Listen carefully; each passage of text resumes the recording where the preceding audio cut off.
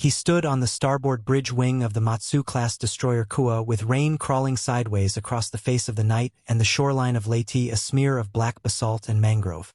Ensign Nakamura Ryo, torpedo control and night signals, kept his hands on the guardrail as if the steel could tell him where the danger was. The convoy ran south by west and then east into Ormoc Bay, its formation a ragged V of army transports, sub-chasers, and landing ships called T-numbers, with destroyers Take and Kuwa on the outside like thin shields around a slow heart. The operation carried a name that had the taste of paper. TA Convoy, a series of runs that moved the 1st Division elements from Luzon down toward Leyte under the eyes of the U.S. 7th Fleet and the U.S. 6th Army on the beaches near Tacloban and Dulag. The date stung in his head. Late November 1944, the nights when Ormoc Bay learned to speak in whispers and sudden thunder. The map said Leyte Gulf was a wide-open mouth. The men on deck felt Ormoc Bay as a throat that could close in an instant. He had learned Kuwa by the shape of her engines breathing under his boots and by the way the hull tightened when the helmsman shifted 3 degrees to port. The Matsu-class destroyer was a late war compromise, short and hard, with 2 twin 127mm Type 89 dual-purpose mounts and a set of Type 96 25mm mounts in clusters that crewmen fed with drums that felt too light in the hand when the sky was full of sparks.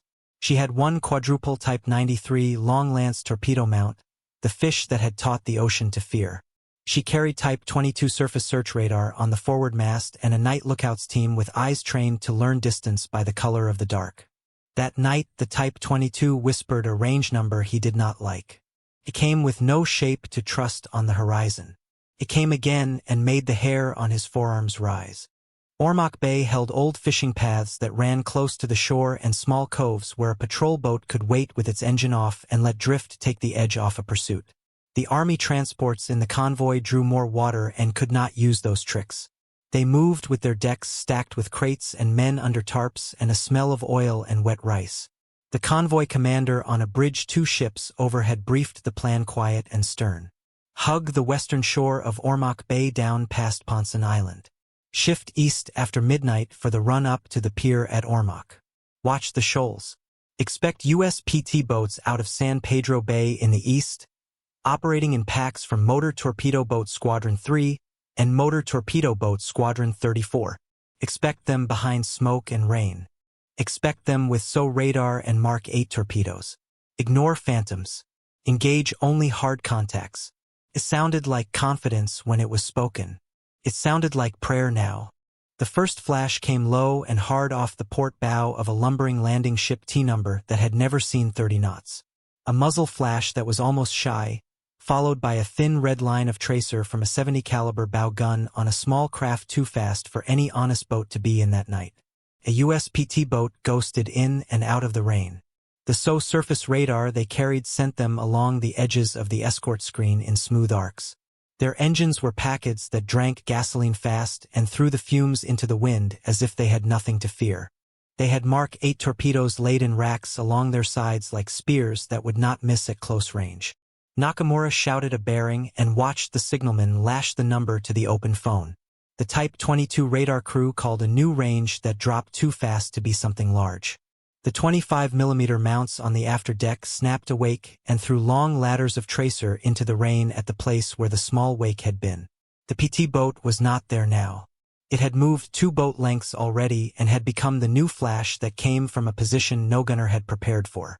In the black mirror between the flares, the outline of a low hull appeared at 30 degrees port, then vanished behind the vertical rain lines. The convoy knotted itself under the first real torpedo tracks. The wake of a Mark 8 crossed astern of a sub-chaser, and then under the spread of a trawler-turned-escort that had a 16-character name no one on the destroyer called out loud. The torpedo hit the port quarter of an army transport near the stern. The sound was not a crack. It was a low breath that climbed through the hull and into the hands of every man on deck. The transport slowed at once, then went on for 300 meters with her stern settling and her bow bright as a lantern behind the curtain of rain. Nakamura could smell the hot metal even with the rain beating smell flat. Take flashed a signal for hard turn to starboard for the screen, and Kuwa answered with a roll that threw spray over the lower gun shield. The order for Type 22 plots came faster. Ranges at 3,000, then 1,800, then gone. Ranges at 5,000 to the east, then 4,000, then split, then gone. He learned what a PT boat attack looks like to a man with orders to keep a large thing alive. It looks like false horizons and true deaths, like black shapes that do not exist until they already have and then are somewhere else. Motor Torpedo Boat Squadron 34 had launched from San Pedro Bay at dusk.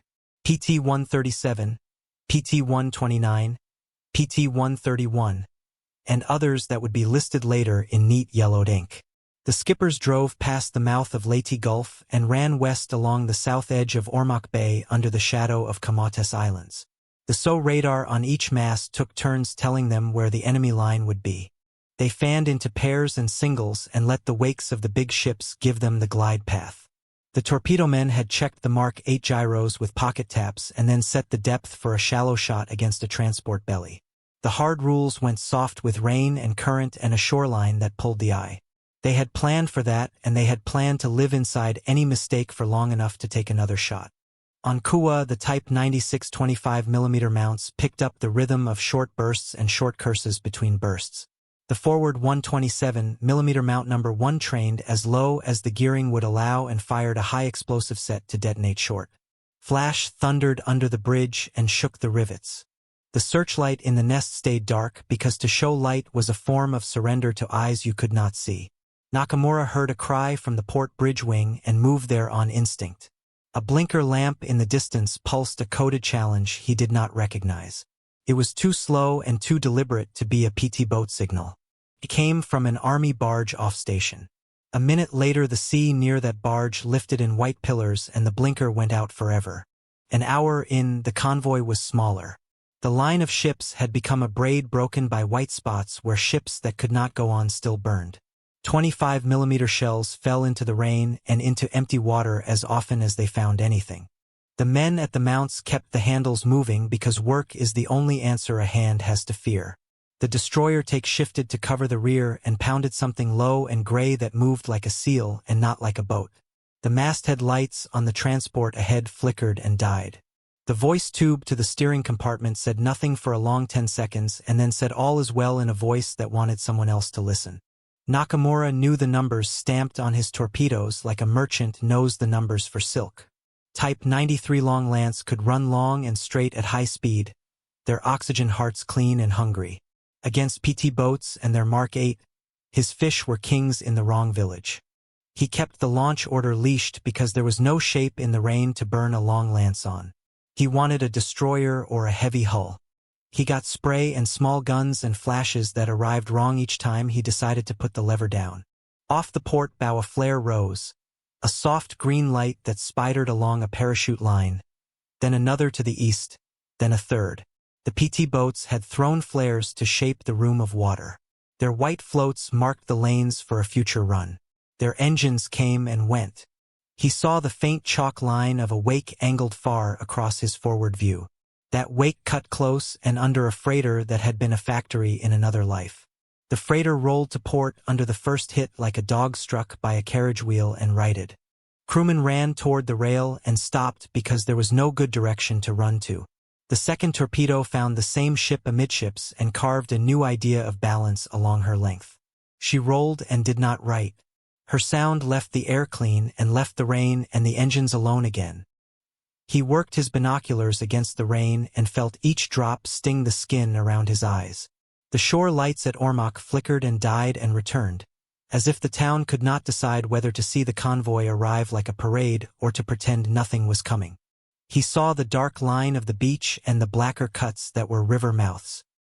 He felt in his feet the urge to take the wide arc east and run for the center of Ormoc Bay where the water was deeper and the angles less cruel. The convoy commander held to his plan a few minutes more. The plan had cost too much already, and the men in the transports were not numbers that could be replaced before dawn. A PT boat crossed Kuwa's stern so close that the slipstream moved the weathercloth along the rail. The aft mount fired a burst that wrote white claws across the night water. The PT did not seem to mind. It went on, shallow and fast, its bow spray a white cat. The small vessel had the arrogance of a machine in the center of its performance envelope. He could not hate it. He could only attempt to kill it. The aft director called a new lead, and the aft mount answered with a string that bit into the black near the low stern of the PT. A man fell or jumped from that stern. The boat kept going on 2 engines and 1 wish. It vanished behind smoke that someone else had put down. U.S. 7th Fleet destroyers sat farther off in the dark beyond the arc of the bay, on other nights and on this one, on call for heavier business. Task Force 78 shepherded landing craft and supply ships. The PT boats were the knife point, always moving faster. He had seen their wakes off Tacloban at dusk one day and had thought they were fishing boats showing off to make children cheer. He had been put right by the deep cough of a torpedo hit later that night. Motor Torpedo Boat Squadron 34 and Motor Torpedo Boat Squadron 3 made Ormoc Bay a classroom with no mercy. Their torpedo runs shaped the way the convoy thought about water. Their radar let them own space where a man with eyes alone could not claim anything. Toward the small hours, the convoy commander yielded to the water and turned east into the center of Ormoc Bay. The transports that still had strength moved faster to put weight under their keels and to give a helmsman an option besides prayer. Take took the lead and made a wide arc. Kuwa dropped back to bring the rear around. The shore fell away by feel, as if the land had drawn back a little to watch. The rain slackened without stopping. The PT boats adjusted with the energy of men in a sport they loved. The first new run came from the north across the convoy's bow. Torpedoes had their own decision and made it, 3 lines of foam in a long angle. One passed 10 meters ahead of a trawler-turned gunboat with a painted number gone to rust. One passed under a transport that had already used up more lives than any book allows. The third slid into the port side of a ship Nakamura had not learned the name of because he had never had time. The blast made the mast jerk as if someone had snapped a neck. The black that followed the blast did not arrive all at once. It filled the windows and the holes and the spaces between breaths. Kuwa fought with what she had. 25mm tracers swung into a whispering arc that tasted of metal and powder. The forward mount fired slow and deliberate to avoid wasting shells into rain. The aft mount shifted left and right on bearings that changed faster than the gears loved. The signalman worked his lamp without light because his hands needed to tell someone something, even if no one was listening. The Type 22 radar crew called a new return that felt big. Nakamura took the number and held it like a coin. He called for a search to starboard because the return sat where a PT boat should not be if it was a PT boat. The number drifted and held. A bigger hull. Outside the plan. He pressed the thought down and returned to his job. By dawn, gray bled into the black and the horizon line returned as a fact and not as a rumor. The convoy limped and crept and clung to whatever could still float. Ormoc town showed itself as a line of roofs and a small square where no one would stand in peace for another year. Philippine hills rose like spilled ink behind it. The sea calmed enough to reflect a little light. The wrecks were flat shapes now, with smoke laid over them like blankets. Kuwa escorted the last 2 army ships into the roadstead and watched them drop anchor like men kneeling in a church. The larger piece of this night was done. Day brought its own violence. B-25 Mitchell from the U.S. 5th Air Force came at mast height along Ormoc Bay with their 8-gun noses and their inverse sense of humor. The transport that had thought it would live turned into a heap no one could agree on the name of. Kuwa and Take boxed their own air with bursts that were round dots against the flint of the sky. The B-25 skipped down the lane between the 2 destroyers and flicked shells into the water with machine competence. They were gone in seconds. The air raid did not last long. It did not need to. The PT boats returned at dusk to measure what the day had left for them. Ormoc Bay was a clock that no one owned anymore. He slept when he could in a narrow space that pretended to be a bunk. He saw lines when he closed his eyes. Torpedo tracks drawn on green water. So radar returns on a round screen he did not have, imagined as 3 thin slivers of light. He saw the way a PT boat's wake looked only from the stern as it moved away from your efforts to kill it. He heard the fast talk of small engines that ran smoother than anything he had been allowed to touch, and he hated them for that ease, and he wanted to put his hand on one and learn its breath. He learned other names and other nights. Tacolmas, Tanelias, Taseitzmes. He stacked them as if a deck of cards could hold back the sea. On December 2nd, the shape of the fight changed without warning and yet exactly as warned. The U.S. Navy sent 3 Allen M. Sumner-class destroyers into Ormoc Bay under moonlight and storm cloud. USS Allen M. Zuma. USS Mole. USS Cooper. They drove at high speed with SG radar ahead of their bows and orders to disrupt any convoy that dared. The Japanese screen now was Kuwa and Take Again, 2 Matsu-class destroyers with Type 22 radar that did not always tell the truth in rain. The transports for this run were few and miles behind. The fight was a knife fight with occasional lightning to show the faces. Nakamura stood at the torpedo director and watched the range numbers tumble on the repeater. The outlines came together in one long plane of black, then split into 3 fast spear points. The enemy destroyers cut in from the mouth of Ormoc Bay like fish gone mad, and then showed the discipline that kept men alive in bad water. Their 5-inch 38 guns stitched the dark with sharp white. Kuwa fired and watched her splashes fall where the figures said they would. Take fired and sent shells into a line that did not stop coming. Radar screens on both sides found rain and ships and lies on the same sweeps. The order to fire long lance came like a reckoning. Kuwa's director matched the stalker of a second to the inputs. The gyros on the Type 93 torpedoes took angles in silence. Nakamura put his hand on the lever only to feel that a launch order had already been given from the command station a half-second before his hand yearned. The fish left their tubes like arguments beyond your power to correct once they are spoken. He tracked the first group of torpedoes in his head with a faith that was not about belief but about duty. He watched for the far flashes that sometimes mean a hit and sometimes mean the world does not care about your hopes. On the American side, the destroyers ranged and fired and closed harder than their mothers would have wished. USS Cooper cut a track that put her between fire and torpedo in equal measure. Someone on Kuwa said torpedo track in a voice that did not sound surprised. The white line crossed into a space where the American destroyer had chosen to be. The hit came bright and mean. Cooper's hull rose and blew and split into 2 parts that took their time deciding on a new shape. Men came off her sides into water that did what water does. Mole and Allen M. Sumner fired and took hits and argued with chaos. Kuwa took shells that broke small bones in her frames and made her crew think fast. Take covered the exit with smoke and stubbornness. The Allen M. Sumner and Mole turned and left because every minute you stay after a sister goes down is a minute you give to the dead. Later a pilot would say he saw Cooper canted and glowing in dawn light. Later, a PT skipper from San Pedro Bay would describe taking survivors under fire and pulling them into a small boat that should have sunk under the weight of the living. Later, someone would list Kuwa as lost at Ormoc Bay not long after, and someone else would write Take survived this turn and fought on and on. Nakamura only held a rail and looked where his torpedoes had gone and then at the splashes near the forward gun and wondered why his mouth was so dry in the rain. He counted his words like ammunition after that. Ormoc Bay. USPT boats. Motor Torpedo Boat Squadron 34. Motor Torpedo Boat Squadron 3.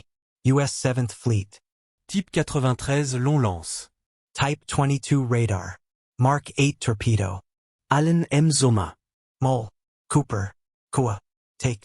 Ta convoy. He repeated them low until the rhythm stopped the shakes in his legs. He looked down at his hands and saw that even when they were clean, they were not clean. There were other nights. PT boats ran across the face of Ormoc Bay with numbers painted white and black and a sense of place that made them seem like locals and not invaders. The convoy commanders shifted routes to the west under Ponson Island and then back east past Camotes Islands, and still the SO radar found them. The Japanese put more guns on the escorts that could carry them and fed the 25mm mounts with drum after drum until the men could load the mount blind and without skin left on their thumbs. The PT boats returned anyway. A Mark 8 torpedo does not argue. It runs. It speaks for itself when it arrives. The 7th Fleet turned the land around Ormoc Bay into steel during the day. LST lines in Leyte Gulf pushed ashore men and crates in numbers that made the sea look like a factory floor. TBF Avenger from escort carriers and B-25 from the 5th Air Force scratched the water with bullets and played games with the clouds. Night gave the water back to small wood and large nerve. PT boat crews learned the bottom by color in starlight and by smell when rain crushed sight. They called each other by boat numbers and sometimes by types of laughter. They taught Ormoc Bay what it means when someone says hit and run and does not waste a word. Nakamura learned more of the nights by names of friends who did not return. A sub-chaser fell behind and became a lantern on the water and a memory. A T-number landing ship ran aground when a helmsman believed the wrong shadow, and all hands became figures walking across a beach no one had cleared. A transport sank slow and men had to decide if a bundle of rifles was as important as a bundle of rice. The destroyers did what they were meant to do. They bled first and then sent more blood after the small boats.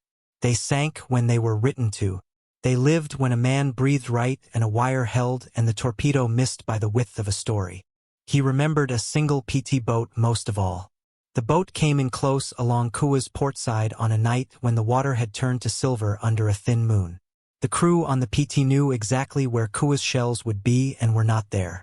They fired a burst from a forward mount that walked along the weathercloth and nicked the paint off a rail where he kept his hand on bad nights. They loosed 2 Mark 8 torpedoes almost point blank and turned away nearly in the same movement. The fish went under Kuwa too shallow to arm properly. They ran under the stern and kept going. He saw them pass in the moonlight like ghosts who had decided to be generous. He looked up and saw the PT's stern as it climbed its own wake and dropped. All 3 Packard engines screaming their honest scream. He felt something that was not fear and not love. It was respect that had swallowed hate in one bite. He stood on the pier at Ormoc once for 8 minutes when orders took him ashore to deliver a coded paper and bring back a reply. The town smelled like smoke, diesel, and wet wood. The pier creaked under a burden of crates and men and rumors. A fisherman leaned against a post and looked like a man who had not asked for any of this and was too tired to say so. He walked back to the boat that would take him to Kuwa, and he looked down into the water and saw the reflection of a small white star painted on something under the surface. It drifted and turned and was nothing. He went to the boat and kept his eyes forward. He would sometimes tell the new men in the torpedo party what the sea had said to him in those months.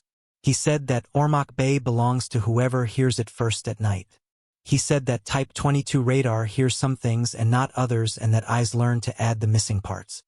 He said that USPT boats use SO radar to feel your wake and find your side, and that they will be there before the mind lets itself say the word enemy. He said that Mark 8 torpedoes do not think but their crews do, and that makes all the difference. He said to save long lance for a target that deserves a throne. He said to be ready to live through luck and to forgive it when it fails. He came to hold 4 words steady in his chest until they felt like the ribs of a ship that had not been built. Ormoc Bay, PT boat, 7th Fleet. Ta convoy. He put other words under them like beams. Motor Torpedo Boat Squadron 34. Motor Torpedo Boat Squadron 3. Type 93 long lance. Mark 8 torpedo. Type 22 radar. He repeated them on the walk between stations and in the short minutes when he had no one to answer. When nights became years and the ships that had taught him slowly turned into photographs in books he did not read in public. He could still see the small white water around a PT bow when it bit into a lane the convoy thought was theirs. He could still hear the mechanical politeness of a SO radar operator in his own head, calling a range that would be a funeral 5 minutes later.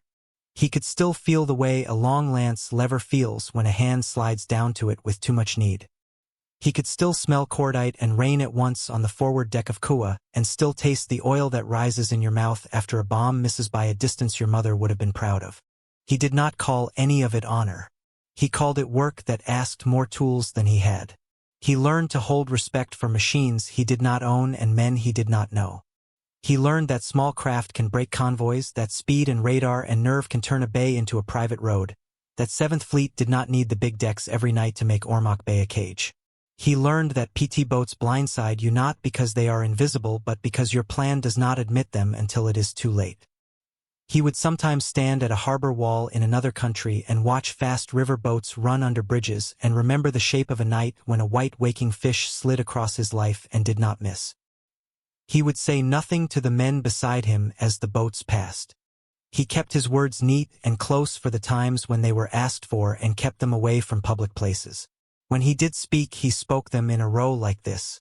Japanese convoys were blindsided by USPT boats at Ormoc Bay in 1944 because Motor Torpedo Boat Squadron 34 and Motor Torpedo Boat Squadron 3 used SO radar and speed to carve the TA convoys apart, because Mark 8 torpedoes found bellies faster than guns could correct, because the 7th Fleet let small craft own the night water while big ships waited just outside, and because a bay that looks like a shelter is a trap if you do not hear the small engines in time.